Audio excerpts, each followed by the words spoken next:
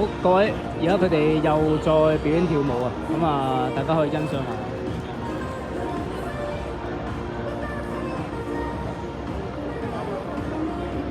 咁佢哋呢個係5人組啦，中間嗰個似乎係呢次嘅主角。嗱，睇下呢兩位小姐表演就係佢哋係有手嘅接觸同埋呢3位咧就係佢哋要好講一個合法性。咁然之後兜圈，咁所以你見到踎喺度啲位咧係可以話呢次嘅主角嚟。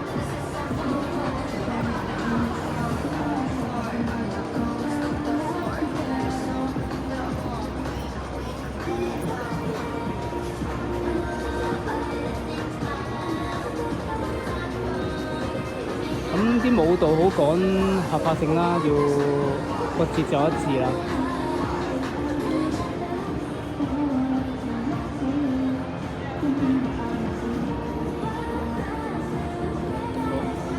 辛苦晒啦，佢哋嘅付出。